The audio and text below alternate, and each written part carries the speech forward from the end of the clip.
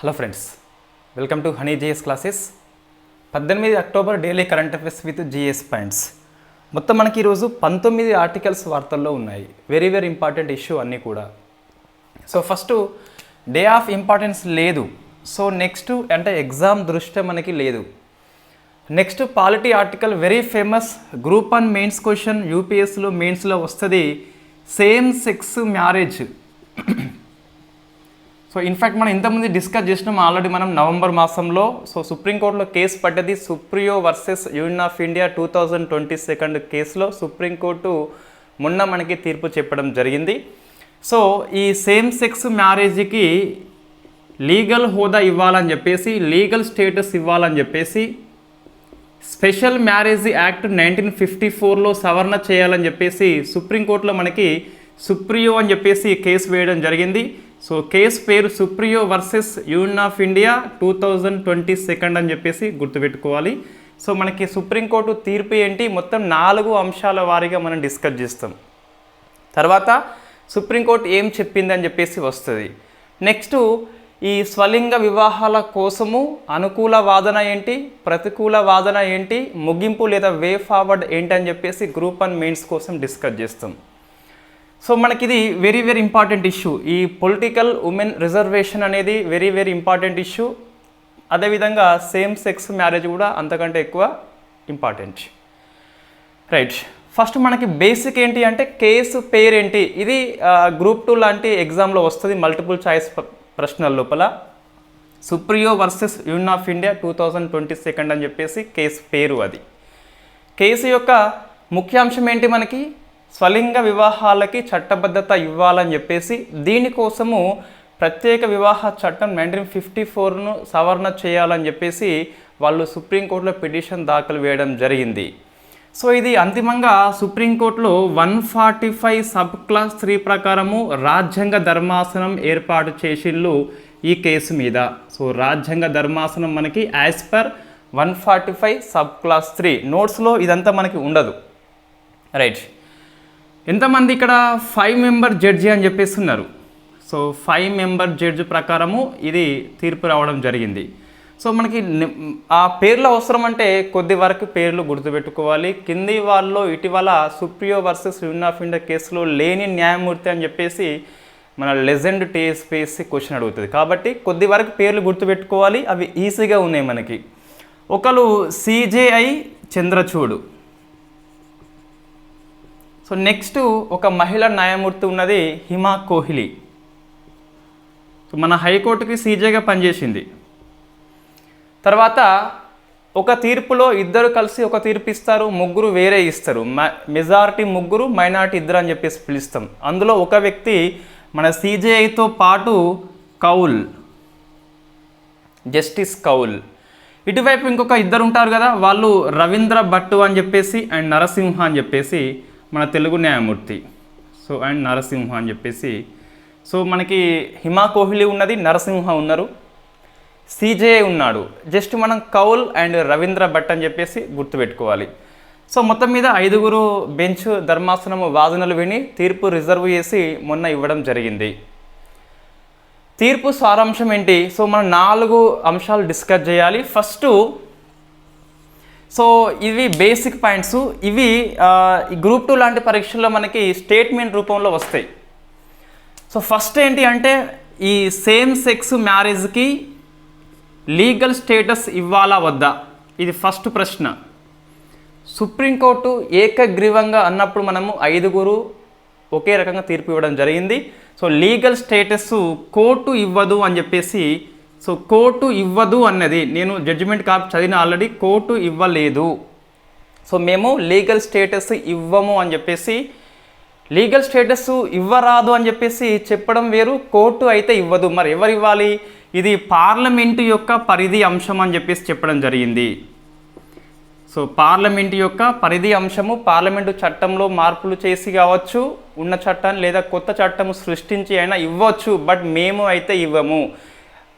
Doctrine of separation పవర్స్ని supreme court పేర్కొన్నది. వివాహం అనేది చట్ట పరిధి అంశము. సో మనకి ఇక్కడ బాగా గుర్తుపెట్టుకోవాలి. ఏమంటుంది ఇక్కడ, యాజ్ పర్ కోర్టు యొక్క వర్డ్స్, మనము లైవ్ లా అనేది సోర్స్ మనకి. సో ఏంటి ఇక్కడ వివాహం అనేది ఏంటట భారతదేశంలో ఇది ఒక చట్టబద్ధ వ్యవస్థ. ఇట్ ఈజ్ చట్టబద్ధ వ్యవస్థ అంటే పార్లమెంటు చట్టము చేసే వివాహాన్ని మార్పులు చేర్పులు చేయాలి. ఇది ఫండమెంటల్ రైట్ కాదు. ఆర్టికల్ నెంబర్ 21లో అంతర్లీనంగా ఉన్నప్పటికీ ప్రాథమిక హక్కు కాదని చెప్పేసి చెప్పింది. ఏ కేసులో? Supriyo versus union of India కేసులో. ఇదే సుప్రీంకోర్టు, సేమ్ సుప్రీంకోర్టు గతంలో మనకి very famous case Shafin Jahan versus Akhila Ashokan, famous known as love jihad case అని చెప్పేసి పిలుస్తాం. ఆ లవ్ జిహాద్ కేసులో ఈ వివాహం చేసుకునే హక్కు అండర్ ఆర్టికల్ 21లో గోప్యత హక్కులో అంతర్లీనంగా ఉంటుందని చెప్పేసి చెప్పింది. దాన్ని ఇప్పుడు సుప్రీంకోర్టు రివర్స్ చేసింది. వివాహము హక్కు అనేది భారతదేశంలో చట్టబద్ధమైన హక్కు. పార్లమెంటు చట్టము చేసి మాత్రమే హక్కు ఇస్తుంది. ఆర్టికల్ 21లో అంతర్లీనంగా ఉంది, బట్ మనకి చట్టము చేసేంత వరకు అమల్లోకి రాలేదు. ఫర్ ఎగ్జాంపుల్ మనకి కొన్ని ఎగ్జాంపుల్ చూద్దాం మనం.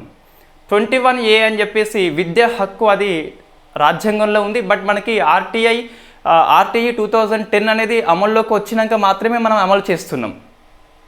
మనకి ఇంకా చూస్తే బాల కార్మిక నిషేధం అని చెప్పేసి ఆర్టికల్ 24 చెప్తుంది, బట్ మనం చట్టము చేసినాకనే అమల్లోకి వచ్చింది.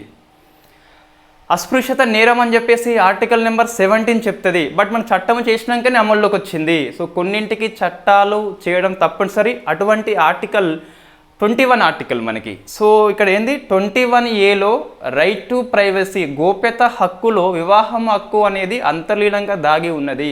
బట్ అది అమల్లోకి రావాలంటే చట్టము చేయడం తప్పనిసరి. కొన్ని ఆర్టికల్స్కి చట్టం ఉంటేనే అమల్లోకి వస్తుంది. సో అటువంటిది ఇక్కడ ఎందుకోసం ఇట్లా చేస్తారు అంటే బాల కార్మికుడు మనకి పనిచేస్తున్నాడు ఒక దగ్గర, ఒక విద్యా వ్యవస్థ మనకి ఆర్టీఏని వైలేట్ చేస్తుంది. సో మనకి చట్టం చేయకుంటే ఏమవుతుందంటే చట్టాన్ని అమలు చేసేది మనకి ఎగ్జిక్యూటివ్ బాడీ. సో మన లోకల్ పోలీస్ స్టేషన్ కూడా అమలు చేయవచ్చు. సో మనకి బాల కార్మికుడిని ఒక హోటల్ పెట్టుకున్నది, మనం వెళ్ళి అక్కడ కోర్టుకు వెళ్తామా? సో చిన్న వర్క్ కాబట్టి లోకల్లో పోలీస్ స్టేషన్ మనకి చేస్తుంది, లోకల్ ఠాణా చేస్తుంది. అటువంటి వాటికి చట్టాలు తప్పనిసరి. సో ఇది కూడా దాని కిందకే వస్తుంది. యాజ్ అండ్ టుడే వివాహం అనేది చట్టబద్ధ హక్కు అని పేర్కొంటూనే ఆర్టికల్ 21లో అంతర్లీనంగా దాగి ఉందని సుప్రీంకోర్టు మాట్లాడింది, కేసులో స్పష్టంగా పేర్కొన్నది. మరి ఆన్సర్ మనం ఏం పెట్టాలి అంటే యాజ్ పర్ సుప్రియో కేసు ప్రకారం అయితే చట్టబద్ధ హక్కు పేర్కొన్నది. ఇంతకుముందు ఇది ఈ షెఫిన్ జహాన్ కేసులో రాజ్యాంగబద్ధ హక్కు, ప్రాథమిక హక్కు అని చెప్పేసి పేర్కొన్నది. మరి కన్క్లూజన్ ఏంటి అంటే కేసు ప్రకారం చట్టబద్ధ హక్కు జనరల్గా మనకి ఇచ్చినప్పుడు అది రాజ్యాంగంలో మనకి 21 నెంబర్ ఆర్టికల్లో అంతర్లీనంగా దాగి ఉంది. సుప్రీంకోర్టు ఎటు కాకుండా జడ్జిమెంట్ ఇవ్వడం జరిగింది మొత్తం మీద. సో అన్ని ఆశల్ని తుంచి పడేసింది ఈ LGBTQIA+ పీపుల్. సో మనకి ఇంతకుముందు డిస్కస్ చేసినాం LGBTQIA అని చెప్పేసి lesbians, gay, bisexual, transgender, queer, intersects and asexual. So మనం ఇంతకుముందు డిస్కస్ చేసినాం. నేను క్లాస్ ఆల్రెడీ టెలిగ్రామ్లో పోస్ట్ చేసిన, సరిపోతుంది అది. వాట్ ఈస్ ద LGBTQIA అంటే రైట్.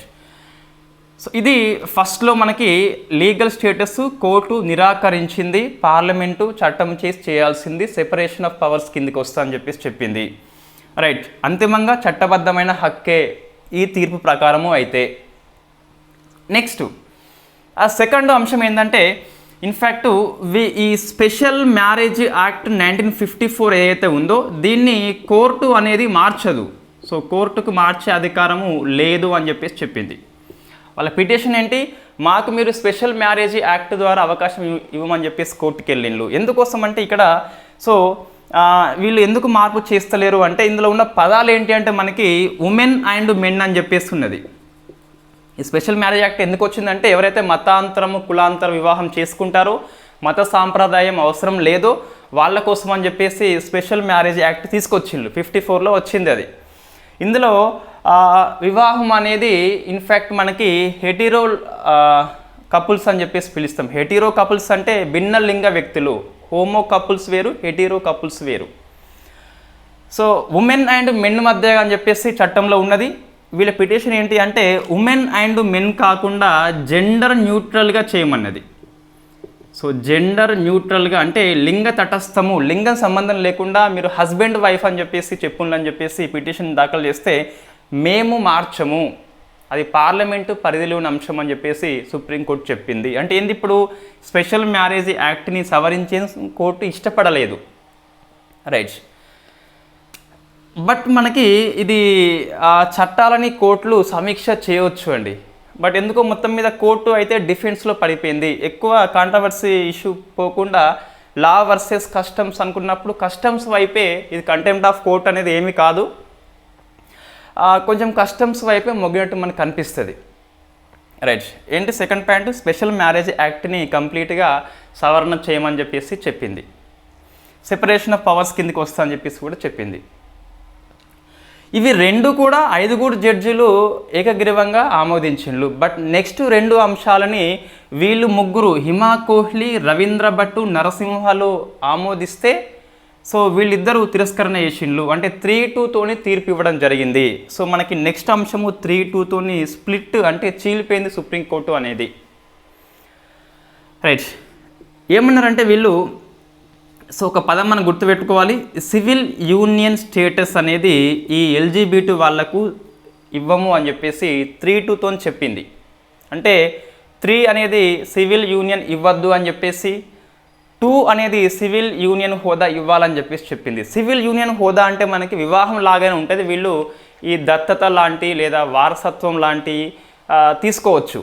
ఈ పౌర సంఘము అని చెప్పేసి పిలుస్తాం. పౌర సంఘము హోదా అనేది ఇచ్చినట్లయితే వివాహం లాంటిదే ఇది కూడా, వాళ్ళు దత్తత తీసుకోవచ్చు లేదా వారసత్వ హక్కులు అనేవి వస్తాయి సివిల్ యూనియన్ స్టేటస్ ఇచ్చినట్లయితే. సో ఇది కూడా తిరస్కరణ చేసిండ్రు 3-2తో తిరస్కరణ చేసిండ్రు. 4ది అడాప్టేషన్, అంటే దత్తత హక్కు అనేది సో 3-2తోని నిరాకరించింది కోర్టు. అంటే నిరాకరించింది అంటే 3 మెంబర్స్ వద్దు అన్నారు, 2 మెంబర్స్ ఇవ్వాలని చెప్పేసి చెప్పిండ్రు. కోర్టు చెప్పిన కారణం ఏంటి అంటే వీళ్ళు ముగ్గురు, సో మనకి సెంట్రల్లో ఒక చట్టం ఉన్నది, సో సెంట్రల్ అడాప్టేషన్ రూల్స్ అని చెప్పేసి దాని ప్రకారము భిన్న లింగ వ్యక్తుల జంటకు మాత్రమే అడాప్టేషన్ రైట్స్ ఉన్నాయి.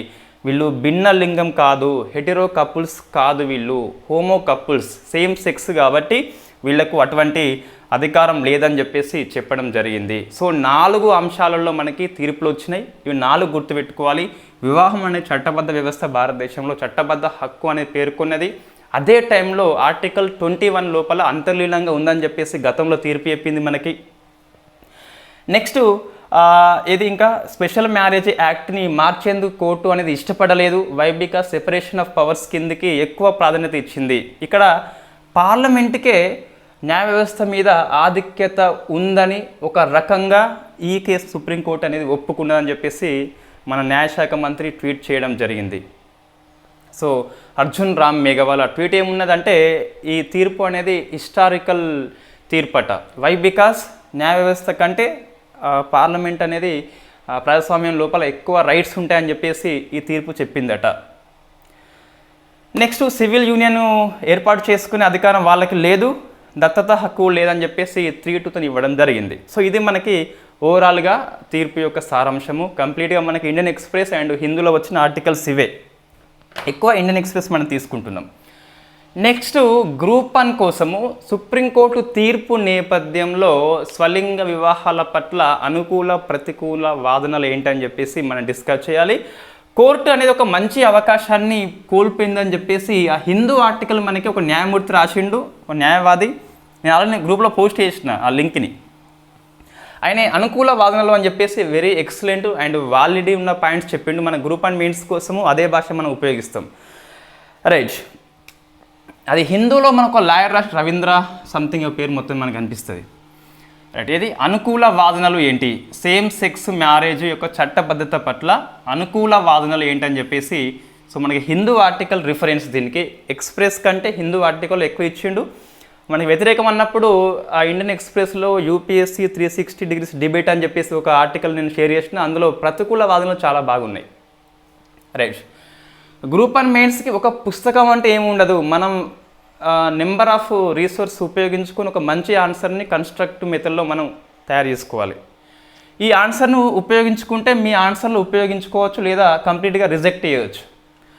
సో ఫస్ట్ అనుకూల వాదన ఏంటి అంటే ఎందుకు ఇవ్వాలి లీగల్ స్టేటస్ వాళ్ళ యొక్క వివాహానికి అంటే సో చట్ట సమానత్వం అని చెప్పేసి ఫస్ట్ పాయింట్. ఇది మనము వీలైనంత వరకు రాజ్యాంగంలో ఉన్న అంశాలు లేదా సుప్రీంకోర్టు యొక్క గత తీర్పులు వాడుకొని లేదా కమిటీలు ఏమన్నా నివేదిక ఇచ్చినట్లయితే వాటిని ఉపయోగించాలి. ఇవన్నీ అయిపోయాక మనకి అథెంటిక్ సోర్స్ ఏమీ లేదనుకోండి, అప్పుడు మన పదజాలం మనం ఉపయోగించుకోవచ్చు, మన పైతే మనం ఇక్కడ తీర్చుకోవచ్చు. నెక్స్ట్ తర్వాత ఫస్ట్ అయితే సో చట్ట సమానత్వం ఆర్టికల్ నెంబర్ 14 మనకి పేర్కొంటుంది. దీని ప్రకారము అందరూ సమానమే కాబట్టి సో వివాహం చేసుకునే హక్కు భిన్నలింగ వ్యక్తులకు ఎంత ఉన్నదో ఇక్కడ నేను మొత్తం రాయట్లేదు, బట్ మీరు ఆన్సర్లు రాసుకోవచ్చు. సో స్వలింగ వివాహం కూడా అంతే ఉందని చెప్పేసి మనం రాయొచ్చు. ఆర్టికల్ నెంబర్ 14 ప్రకారం ఇస్తే వాళ్ళకు ఇవ్వచ్చు. సెకండ్ది సో లింగ వివక్షత, లింగ సమానత్వం అని చెప్పేసి సో లేకుంటే మనం పాజిటివ్ వర్డ్ రాయాలి. సో లింగ సమానత్వము మనకి ఆర్టికల్ నెంబర్ 15 చెప్తుంది. సో వీళ్ళు ఇన్ఫ్యాక్ట్ సెక్స్ పరంగా మనకి లింగం పరంగా ఎటువంటి వివక్షత చూపెట్టద్దు. ఇక మనం చూపెడుతున్నాము స్వలింగము అండ్ ఇన్ఫ్యాక్ట్ మనకి భిన్నలింగము అని చెప్పేసి లింగం పరంగా ఆర్టికల్ నెంబర్ 15ని మనం వైలేట్ చేస్తున్నాము. వైలేట్ చేయొద్దు అంటే మనము అనుకూలంగా వాళ్ళకి లీగల్ స్టేటస్ ఇవ్వాల్సిందే. ఇవి రాజ్యాంగంలో మనకు ఉన్నాయి, ఇవి రెండు ఎక్కడో లేవు మనకి. సో ఇవి రెండు మనం ఆర్టికల్స్ ఉపయోగించుకోవచ్చు. ఆర్టికల్ నెంబర్ 21 కూడా మనం ఉపయోగించుకోవచ్చా? ఎస్, ఇక్కడ రైట్ టు ప్రైవసీ, గోప్యత హక్కు అని చెప్పేసి very famous case KS Puttaswamy versus union of India, famous known as Aadhaar case అని చెప్పేసి పిలుస్తాం. ఈ ఆధార్ కేసులో మనకి సుప్రీంకోర్టు ఏమనేది అంటే in fact article 21 right to privacy, గోప్యత హక్కు అని చెప్పేసి పేర్కొన్నది. సో మన శరీర సమగ్రత అనేది, బాడీ ఇంటెగ్రిటీ అనేది గోప్యత హక్కు కింద వస్తుంది. ఈ స్వలింగము సంపర్కం మనకి ఇన్ఫ్యాక్ట్ బాడీ సమగ్రత కిందకి వస్తుంది కాబట్టి రైట్ టు చూజ్, సో వాళ్ళకి గోప్యత హక్కు కలిగి ఉన్నారు వాళ్ళని చెప్పేసి ఆర్టికల్ 21 కింద వివాహ హక్కు అనేది మనము ప్రాథమిక హక్కు అని చెప్పేసి చెప్పొచ్చు. In fact as per Aadhaar case లేదా love jihad case, famous known as love jihad, కాకుండా దాన్ని సో షెఫిన్ జహన్ వర్సెస్ అఖిల అశోకన్ అని చెప్పేసి పిలుస్తాం. టెక్నికల్ నేమ్ అది. ఇదేమో ఫేమస్ మన వార్తాపత్రికలు విశ్లేషకులు దీన్ని హైలైట్ చేసిన లవ్ జిహాద్ కేసు అని చెప్పేసి. సో దాంట్లో right to marry is the fundamental right అని చెప్పేసి స్పష్టంగా సుప్రీంకోర్టు తీర్పు చెప్పింది. అది యూపీఎస్సీ ప్రీవియస్ ఇయర్ క్వశ్చన్. మనకి వివాహం చేసుకునే హక్కు అనేది మన పార్ట్నర్ని మనం చూజ్ చేసుకోవచ్చు. సో అమ్మాయిని చేసుకోవచ్చు, అబ్బాయి చేసుకోవచ్చు. యాజ్ పర్ ఆర్టికల్ నెంబర్ 21లో దాగి ఉన్నది, మనం దాన్ని బయటకు తీయాలని చెప్పేసి సుప్రీంకోర్టు స్పష్టంగా 2 కేసుల్లో చెప్పింది. అదేవిధంగా ఇంకా మనకి సుప్రీంకోర్టు కేసులు మనకి ఏం కనిపిస్తాయి అంటే సో ఒకటి 4th పాయింట్ మనకి సెక్షన్ నెంబర్ 377. సో ఇది స్వలింగ సంపర్కము నేరం అని చెప్పేసి nature, order of the nature, ప్రకృతికి విరుద్ధంగా ఉన్న లైంగిక చర్య అనేది నేరం అని చెప్పేసి చెప్తుంది. దీన్ని నేరరహితము చేసింది. సో నేరరహితము అని చెప్పేసి సుప్రీంకోర్టు మనకి చేసింది. సో నవతేజ్ సింగ్ జోహర్ కేసు అని చెప్పేసి వెరీ ఫేమస్ కేసు. సుప్రీంకోర్టు 377ని డీక్రిమినలైజ్ చేయడం జరిగింది. నేరరహితం ఇది, ఆర్డర్ ఆఫ్ ది నేచర్ లేదు, బొందా లేదు, మొత్తం మీద బాడీ సమగ్రత, శారీరక సమగ్రత బట్టి ఎవరైనా వాళ్ళు తన సెక్స్ పార్ట్నర్ని ఎంచుకోవచ్చు అని చెప్పేసి స్పష్టంగా చెప్పింది. అంటే ఇక్కడ స్వలింగ సంపర్కము అనేది ఇన్ఫ్యాక్ట్ నేరము కాదు అన్నది, నేరరహితం అని చెప్పేసి చెప్పినప్పుడు సంపర్కం నేరం కానప్పుడు పెళ్లి చేసుకుంటే వచ్చిన ఇబ్బంది ఏముందని చెప్పేసి మనం చెప్పొచ్చు ఇక్కడ. సో ఇవి 4 మనకి సుప్రీంకోర్టు తీర్పులు కావచ్చు లేదా ఆర్టికల్స్ కావచ్చు. ఇక మనం ఎటువంటి సొంత పైతే మనం ఇక్కడ చొప్పించలేదు.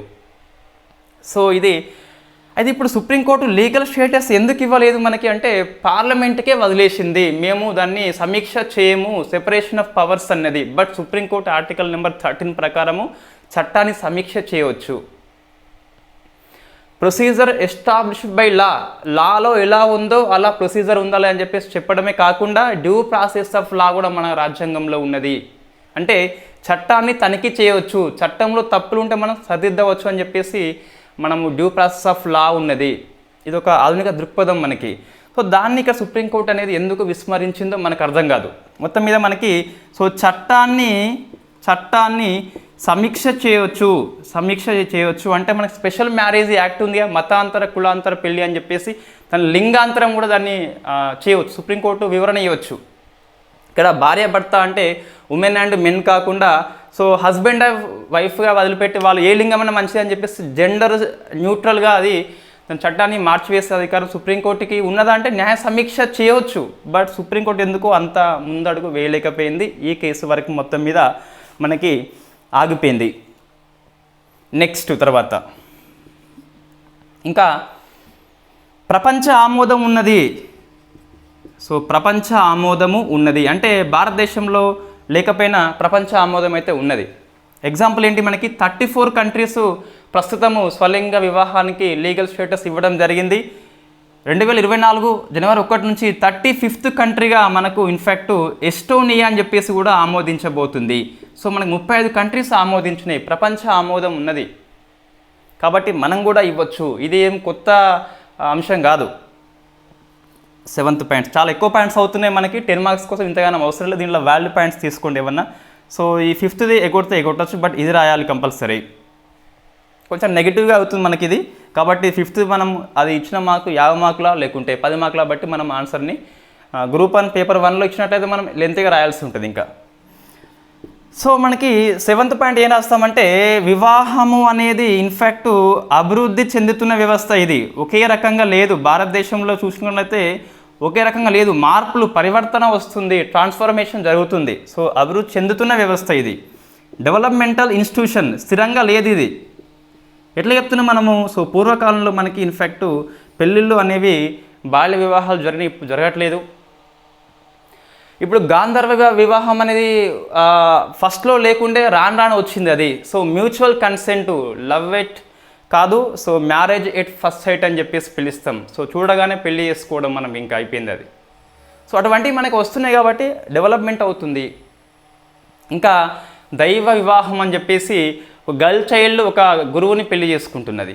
లేకుంటే మనకి అర్ష వివాహం అని చెప్పేసి పిలుస్తాం. ARSHA అర్ష అని చెప్పేసి. ఇన్ఫ్యాక్ట్ అది ఒక బాలిక ఒక ఉమెన్ ఇన్ఫ్యాక్ట్ ఋషిని పెళ్లి చేసుకోవచ్చు. మన స్టార్టింగ్లో బ్రాహ్మణ్స్ దీన్ని వ్యతిరేకించిన తర్వాత పరివర్తన అయితే వచ్చింది. ఎస్ మేము కూడా పెళ్లి చేసుకోవచ్చు అని చెప్పేసి ఋషులు కూడా పెళ్లి చేసుకుంటారు. అంటే దాన్ని అర్ష మ్యారేజ్ అని చెప్పేసి పిలుస్తాం. నెక్స్ట్ ఇటువంటివి మనకు వచ్చినాయి కాబట్టి సో డెవలప్మెంట్ అవుతుంది. అదేవిధంగా భిన్నలింగం కాస్త స్వలింగంగా మారచ్చు అని చెప్పేసి మనము రాయొచ్చు. సో ఇవి ఇంకా ఏది మనకు ఒక మిత్ ఉన్నది. ఈ స్వలింగ సంపర్కము స్వలింగ వివాహం అనేది కేవలం పట్టణ ప్రాంతాలకే, అర్బన్ లేదా ఎలైట్ గ్రూప్స్ అంటే ఉన్నత వర్గాలకే పరిమితమైందని చెప్పేసి మనం అనుకుంటాం. బట్ అట్లా కాదు. ఇది గ్రామీణ ప్రాంతంలో, సెమీ అర్బన్ ప్రాంతంలో కూడా విస్తరించిందని చెప్పి సుప్రీంకోర్టు ఈ సుప్రియో కేసులనే చెప్పింది. కాబట్టి భారతదేశం అంతటా ఉన్నది, పట్టణ ప్రాంతానికి పరిమితం కాలేదని చెప్పేసి మనం చెప్పొచ్చు. కాబట్టి సమాజ ఆమోదం ఉన్నట్టుగానే భావించి లీగల్ స్టేటస్ ఇవ్వాల్సిన అవసరం కనిపిస్తుందని చెప్పేసి చెప్పొచ్చు. ఇవి 8 పాయింట్స్ అనేవి మంచి బుల్లెట్ పాయింట్స్ అండి. ఇంకా వాళ్ళ గుండెలో దిగిపోతుంది ఆన్సర్ ఎవరైతే వాల్యుయేషన్ చేస్తున్నారో. సో నెక్స్ట్ వ్యతిరేక వాదనలు ఏంటని చెప్పేసి కొన్ని మనం చూసుకోవచ్చు. ఫస్ట్ అయితే సింపుల్గా సమాజం మనకి మతపరమైన సాంప్రదాయాలు కొన్ని ఉంటాయి. సో దానికి ఇది విరుద్ధమట. సో భారతదేశంలో మతపరమైన సాంప్రదాయాలకి ఇది విరుద్ధమట. సో యాంటీ రిలీజియస్ అట ఇది విరుద్ధం అని చెప్పేసి నేను నవంబర్ క్లాస్లో చెప్పిన కొన్ని ఎగ్జాంపుల్స్ మహాభారతంలో మనకు కనిపిస్తుంది, రామాయణంలో కనిపిస్తుంది అని చెప్పేసి స్వలింగ సంపర్కం లాంటి కొన్ని ఎగ్జాంపుల్స్, శిఖండి లాంటివి చెప్పిన, లింగ మార్పిడి అని చెప్పేసి. బట్ ఇక్కడ నేను మెన్షన్ చేయను, మళ్ళీ ఒకసారి క్లాస్ చూసుకోండి అర్థమవుతుంది. సో ఇది ఉన్నది, ఇంతకుముందు మనకు ఉన్నది అని చెప్పేసి. బట్ ఇక్కడ మాత్రం మనము వ్యతిరేకంగా అంటే ఎందుకు లీగల్ స్టేటస్ ఇవ్వద్దు అంటే సో యాంటీ రిలీజియస్, ఇది మత సంప్రదాయాలకు విరుద్ధం అని చెప్పేసి రాయొచ్చు. సెకండ్ ఇది సో సమాజ ఆమోదం లేదు. ఎంత చెప్పినా సో భారతదేశంలో స్వలింగ సంపర్కానికి, వివాహానికి బయటకు చెప్పుకునేంత మనకి సమాజ ఆమోదం లేదు. కాబట్టి ఒకవేళ లీగల్ స్టేటస్ ఇచ్చినట్లయితే మనకి సమాజం యొక్క శాంతికి విఘాతము వస్తుంది. ఆమోదం లేదు కాబట్టి సో శాంతికి విఘాతం వస్తుంది అని చెప్పేసి మనకు ఇండియన్ ఎక్స్ప్రెస్ ఆర్టికల్ మనకి పేర్కొంటుంది.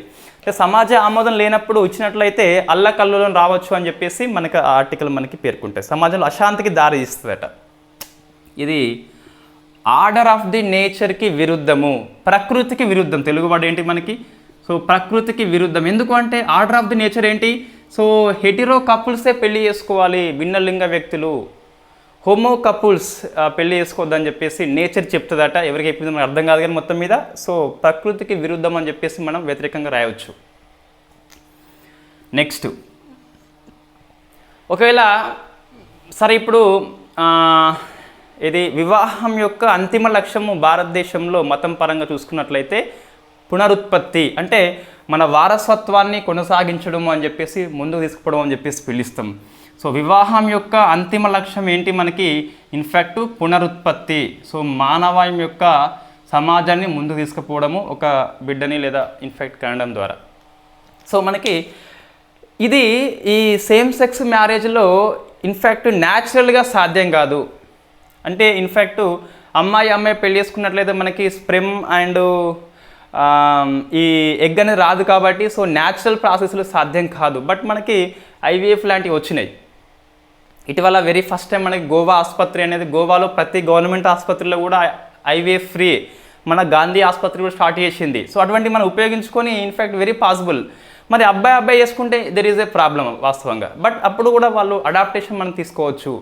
మొత్తం మీద కొన్ని ప్రత్యామ్నాయం కనిపిస్తుంది, బట్ మనము ఏది చిన్న న్యారో మైండ్తో ఆలోచిస్తే మనకి ఇవే కనిపిస్తాయి. సో పునరుత్పత్తి అనేది అంతిమ లక్ష్యం కాబట్టి ఇది సేమ్ సెక్స్ మ్యారేజ్లో అవకాశం లేదు కాబట్టి దీన్ని కంప్లీట్గా వ్యతిరేకం చేయాలని చెప్పేసి మనం ఆన్సర్ రాయొచ్చు. సో బాలల హక్కులు అంటే ఇన్ఫ్యాక్ట్ అమ్మాయి పెళ్లి చేసుకుంటే పెద్ద ఇబ్బంది ఏం లేదు. వాళ్ళకి ఐవీఎఫ్ ఉన్నది, వీనికి అసలు అబ్బాయి మనకు అవసరం లేదు. బిడ్డను కావాలంటే అబ్బాయి ఎందుకు అవసరం లేదు. జస్ట్ ఐయుఐ మెథడ్ ఉన్న స్ప్రేమ్ ఇంజెక్ట్ చేస్తే అయిపోతుంది. సో మరి బాలల హక్కులకి ఏంటంటే ఇన్ఫ్యాక్ట్ వాళ్ళు అడాప్టేషన్ చేసుకున్నా కూడా లేదా ఐవీఎఫ్ లాంటి ఆధునిక టెక్నాలజీ ఉపయోగం చేసినప్పటికి కూడా సో సమాజం వివక్షత పాటిస్తుంది వాళ్ళ పిల్లల పట్ల. వాళ్ళ మానసిక వైకల్యం రావచ్చు. సో దెప్పి పొడుస్తుంది ఈజీగా. మనిషికి మహా ఇష్టం ఎవరైనా దొప్పి పెడవాలన్నా కూడా హింసించాలంటే మనిషికి మంచి ఆనందం వేస్తుంది. కాబట్టి సో అటువంటి ఆనందం ఉన్న మనుషుల మధ్య ఉన్నాం కాబట్టి బాలల హక్కులు చిన్న మనసులు వాళ్ళవి ఇన్ఫ్యాక్ట్ విఘాతం చెందుతాయి అండ్ వైకల్యం అవుతాయని చెప్పేసి రాయవచ్చు. సో చైల్డ్ రైట్స్ అనేవి వైలేట్ అయితే కావచ్చు, సమాజంలో గౌరవం రాకపోవచ్చు. సో అటువంటి మనకు కనిపిస్తాయి. ఇంకా ఇది పబ్లిక్ పాలసీ ఇన్ఫ్యాక్ట్ ఇది పెళ్ళి అనేది, కాబట్టి పార్లమెంటే చట్టం చేసి నిర్ణయించాల్సిన అవసరం ఉంటుంది. సో పార్లమెంటే చట్టం చేయాలి, బట్ మనకి సెంట్రల్ గవర్నమెంట్ ఆఫ్ ఇండియాకి ఎటువంటి ఇష్టం లేదు. కోర్టులో అదే మనకి వాదించింది ఈ సేమ్ సెక్స్ మ్యారేజ్కి వ్యతిరేకంగా. ఇవి మనం రాయొచ్చండి. సో 7th పాయింట్ పార్లమెంటు చట్టం చేయాల్సిందని చెప్పేసి రాయొచ్చు. సో ఇవి 8+7 15 పాయింట్స్ అనేది ఎనఫ్. ఇవి ఓన్లీ హెడ్డింగ్స్ మనం రాసినాము, దానిలో పాయింట్స్ రాస్తే ఇంకా ఎక్కువనే వస్తాయి. What is the way forward, ఎలా ముందుకు పోవాలి? ఫస్ట్ మనం ఏం చేయాలి అంటే వీళ్ళకు సరే ఇప్పటికిప్పుడు వివాహం అనే చట్టబద్ధత అవసరం లేదు, వెంటనే అవసరం లేదు. బట్ ఏం చేయాలంటే దత్తత హక్కులు కల్పించాలి వాళ్ళకి. సో దీనికోసం అని చెప్పేసి ఒక క్యాబినెట్ సెక్రటరీ ఆధ్వర్యంలో ఉన్నత స్థాయి కమిటీ ఏర్పాటు చేయమని చెప్పి సుప్రీంకోర్టే ఈ సుప్రీం కేసులో చెప్పింది కాబట్టి అది మనం ఫస్ట్ పాయింట్ రాసుకోవచ్చు వే ఫార్వర్డ్లో. సెకండ్ది ఏం రాయొచ్చు అంటే సో విస్తృతమైన చర్చల ద్వారా ప్రజా ఆమోదం పొందేలా ప్రభుత్వమే చర్యలు తీసుకోవాలి, అవగాహన కార్యక్రమాలు ఏర్పాటు చేయాలి. Second way forward. So third way forward ఏంటి అంటే ఇంకేం చేయవచ్చు అంటే మనకి ఫస్ట్ ఈ మత పెద్దలు దీన్ని తీవ్రంగా వ్యతిరేకిస్తున్నారు. ఫస్ట్ అయితే మత పెద్దలు వ్యతిరేకిస్తే అదే మనకి ప్రభుత్వ దృక్పథంగా కనిపిస్తుంది. సో మత పెద్దలకి ఈ సాంప్రదాయాలు ఆధునిక దృక్పథం మధ్య ఒక గ్యాప్ ఉన్నది. మనం గ్యాప్ను ఫుల్ఫిల్ చేసేలా విస్తృతమైన చర్చలు చేపట్టాలి. ప్రజలకి ఆమోదం ఉన్నా లేకున్నా పెద్ద మనం పట్టించుకోము, మత పెద్దలకి ఉండాలి. వాళ్ళే వీళ్ళని ఉసుగొలుపుతారు కాబట్టి వాళ్ళని కంట్రోల్ చేయాలంటే వాళ్ళకి చెప్పాలి, ఇది సాంప్రదాయము, ఇది ఆధునిక దృక్పథము, మోడర్న్ యొక్క ఇట్లా ఉన్నది. సో మధ్యలో గ్యాప్ ఉన్నది, మనం దాన్ని ఫుల్ఫిల్ చేయాలని చెప్పేసి ఆ ఫుల్ఫిల్ని డైలాగ్స్ ద్వారా మనం ఫుల్ఫిల్ చేయాలి. ఇది గ్రూప్ 1 మెయిన్స్ కోసం మోడల్ ఆన్సర్ అండి. ఇంకా ఇంతకంటే ఎక్కువ మనకైతే అవసరం లేదు. సో సాంప్రదాయ నమ్మకాలు ఉంటాయి, అంటే ఇది మతపరమైన విరుద్ధం అని చెప్పేసి. ఇంకో సైడ్ చూస్తే మోడర్న్ థాట్స్ ఉంటాయి, మోడర్న్ పర్స్పెక్టివ్ ఉంటాయి, ఆధునిక దృక్పథం ఉంటుంది. సో ఇవి రెండింటి మధ్య మనము సామరస్యత తీసుకురావాలి. ఇంకోవైపు కస్టమ్స్ సాంప్రదాయాలు, ఇంకోవైపు లా అనేది ఉంటుంది, రైట్స్ అనేవి ఉంటాయి. ఈ మధ్యలో కూడా మనం ఒకటి సారూప్యత తీసుకురావాలని చెప్పేసి రాయొచ్చు. ఇది సేమ్ సెక్స్ మ్యారేజ్ కోసము ఆన్సర్ అండి. సో నెక్స్ట్ సో అఖిల అశోకన్ కేసు 21 ఆర్టికల్లో అంతర్గతంగా రాజ్యాంగబద్ధ హక్కు, ప్రాథమిక హక్కు అని చెప్పేసి గుర్తించింది. ఈ కేసు మాత్రం మనకి గుర్తించలేకపోయింది అని చెప్పేసి గుర్తుపెట్టుకోవాలి. సో సెకండ్ పాయింట్ మనకి ఒక తృణమూల్ కాంగ్రెస్ పార్టీ ఎంపీ, ఆయన పేరు మహూవా మోయిత్రా అని చెప్పేసి ఉన్నది. సో పేరు కంటే మనకి ఎందుకు వార్తల్లో ఉన్నదని చెప్పేసి అది గుర్తుపెట్టుకోవాలి.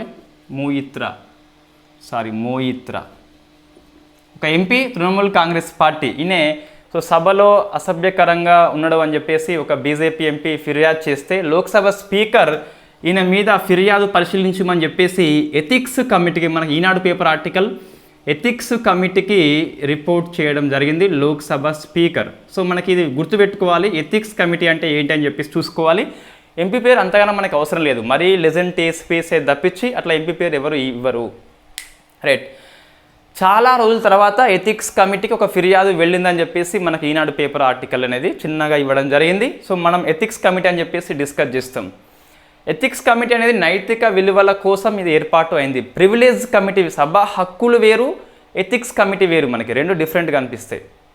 సో ఇది వాస్తవంగా 1997లో రాజ్యసభ లోపల, 2000 ప్రాంతంలో లోక్సభ లోపల మనం ఏర్పాటు చేసుకున్నాము.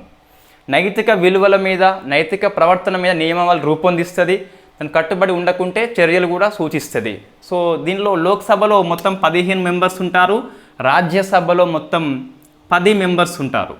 ఈ నెంబర్ మనకి సేమ్ అయితే లేదు. లోక్సభ చూస్తే 15 మంది, రాజ్యసభ చూస్తే 10 మంది మనకు కనిపిస్తుంది. సో వీళ్ళని ఎవరు నియామకం చేస్తారంటే లోక్సభ స్పీకర్, రాజ్యసభ చైర్మన్, సభ అధ్యక్షులు ఎవరు ఉంటే వాళ్ళే నియామకం చేస్తారు. వాళ్ళు లోక్సభలో ఎథిక్స్ కోసము, రాజ్యసభలో ఎథిక్స్ కోసం ఫైట్ చేస్తారు. సో ఇది మరి ఈ ఎథిక్స్ కమిటీకి ఫిర్యాదు ఎవరు చేయొచ్చు అంటే ఏదైనా ఒక సభ్యుడు ఫిర్యాదు చేయొచ్చు, లేకుంటే ఎథిక్స్ కమిటీ స్వయంచాలకంగా ఆటోమేటిక్గా కేసును తీసుకోవచ్చు. ఇది మనకి పాలిటీ ఆర్టికల్స్ అనేవి కనిపిస్తున్నాయి. సో మనం ఏం గుర్తుపెట్టుకోవాలి, 15 మంది లోక్సభ, 10 మంది రాజ్యసభ అని చెప్పేసి. Next so geography article very famous. Kerala ముఖ్యమంత్రి సో విజింజం పోర్టు యొక్క కార్గోని ప్రారంభించిండు. సో మనకి వార్తల్లో ఉన్నది. సో ఇది ఎక్కడ ఉన్నది అంటే కేరళ లోపల తిరువనంతపురం దగ్గర ఉన్నది. కేరళ సీఎం ఒక కార్గోని స్టార్ట్ చేసి మొత్తం మీద లాంచ్ చేసి షురూ చేసిండు. దీన్ని నిర్మించింది ఎవరు, మనకి ఆదాని కంపెనీ. సో లాదాని కాదు, ఎగ్జాక్ట్గా ఆదాని కంపెనీ మనకి దీన్ని నిర్మించింది. సో దీని యొక్క ఇంపార్టెన్స్ మనకి 2 పాయింట్స్ వెరీ ఫేమస్ పాయింట్స్ అండి. ఒకటి, ఇది ఇంటర్నేషనల్, భారతదేశంలో very first time international deep water transshipment project అని చెప్పేసి పిలుస్తాం. So first transshipment project, international deep water transshipment. ఇంకోటి, భారతదేశంలో వయబిలిటీ గ్యాప్ ఫండింగ్ని పొందిన ఫస్ట్ గ్రీన్ ఎయిర్పోర్టు ఈ Vizhinjam airport. Port, not airport, port, పడవలో ఆగిపోతుందిగా, అది పోర్ట్ అని చెప్పేసి పిలుస్తాం. So first viability gap funding. So viability gap funding పొందిన మొట్టమొదటి గ్రీన్ ఫీల్డ్ పోర్టు ఈ పోర్టు సో ఫండింగ్ పొందింది. సో మనము తెలుసుకోవాలి, what is the transshipment project, what is the viability gap funding. ఇంతవరకు ఏ గ్రీన్ ఫీల్డ్ పోర్టు కూడా viability gap funding government of India ఇవ్వలేదు. Very first time Adani మీద ప్రేమతోని కాకుండా ప్రాజెక్టు మీద ప్రేమతో ఇవ్వడం జరిగింది. సో ట్రాన్స్షిప్మెంట్ అంటే ఏంటి, ఇటువంటి పేపర్లో వచ్చినా మనకు సరిగ్గా అర్థం కావు. సో అప్పుడు మనం ఏం చేయాలి, గూగుల్ సెర్చ్ చేయాలి, అప్పుడు మనకి వాళ్ళు ఆన్సర్ చెప్తారు. ట్రాన్స్షిప్మెంట్ అంటే ఏంటంటే, సో ఒక షిప్ నుంచి అన్లోడింగ్ చేసి గూడ్స్ని, వస్తువులని ఇంకో షిప్లోనికి ఎక్కించి ఈ షిప్ యొక్క డెస్టినేషన్ని చేర్చేలా చేసేది ట్రాన్స్షిప్మెంట్ అని చెప్పేసి పిలుస్తాం. భారతదేశంలో ఇంతవరకు ఇటువంటి లేనే లేదు.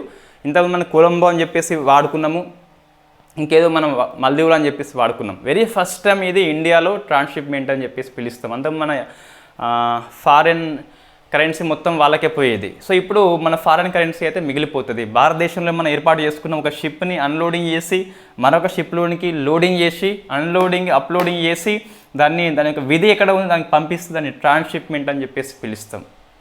సో ట్రాన్స్పోర్ట్ ఉంది అండ్ షిప్మెంట్ ఉందని చెప్పేసి పిలవచ్చు. నెక్స్ట్ వయబిలిటీ గ్యాప్ ఫండింగ్ మనం ఇంతకుముందు ఇది డిస్కస్ చేసినాం. వయబిలిటీ గ్యాప్ ఫండింగ్ అంటే ఇది ఎందుకు ఇస్తుంది అంటే ఒక మౌలిక సదుపాయాల ప్రాజెక్టు అనేది దాన్ని ఏర్పాటు చేస్తే ఆర్థికంగా లాభం వస్తుంది, చాలా మేలు ఉంటుంది ప్రజలకి. బట్ దానికి ఆర్థికంగా మనకి ఫండింగ్ కష్టమవుతుంది. దాన్ని గ్యాప్ను ఫుల్ఫిల్ చేసి గవర్నమెంట్ ఆఫ్ ఇండియా సపోర్ట్ చేస్తుంది. It is a financial support. దేనికంటే ఒక ప్రాజెక్టు ప్రజలకి లాభం కలిగేలా ఉంటుంది, బట్ దానికి ఫండింగ్ అనేది ఇబ్బంది అవుతుంది. అటువంటి వాటికి గవర్నమెంట్ ఆఫ్ ఇండియానే ఫండింగ్ ఇస్తుంది. సో కాబట్టి దీనికి వెరీ ఫస్ట్ టైం ఇటువంటి పోర్ట్కి వయబిలిటీ గ్యాప్ ఫండింగ్ అయితే ఇచ్చింది. ఇవి 2 పాయింట్స్ గుర్తుపెట్టుకోవాలి. భారతదేశంలో first international deep water transshipment port అనేది ఇదే పోర్టు. అదేవిధంగా వయబిలిటీ గ్యాప్ ఫండింగ్ని పొందిన మొట్టమొదటి గ్రీన్ ఫీల్డ్ పోర్ట్ అని చెప్పేసి చెప్పొచ్చు. ఒక ప్రాజెక్టు ప్రజలకి లాభం కలిగేలా ఉంటుంది, దానికి ఆర్థిక వనరులు కష్టమవుతుంది, అటువంటి ప్రాజెక్టుకి ఫండింగ్ చేయడమే వయబిలిటీ గ్యాప్ ఫండింగ్ అని చెప్పేసి పిలుస్తాం. సో ఆదానికి ఇవ్వలేదు, ఆదాని యొక్క ప్రాజెక్ట్కి ఇచ్చింది ప్రజా శ్రేయస్సు కోసము, ధర్మం కోసమే, ఇది ఆదాని కోసం కాదని చెప్పేసి చెప్పొచ్చు. సో నెక్స్ట్ జాగ్రఫీ తర్వాత ఇంకే ఆర్టికల్ మనకి వార్తల్లో ఇవన్నీ చిన్న చిన్న పాయింట్సే అండి. సో 2 పాయింట్స్ ఇవన్నీ. నెక్స్ట్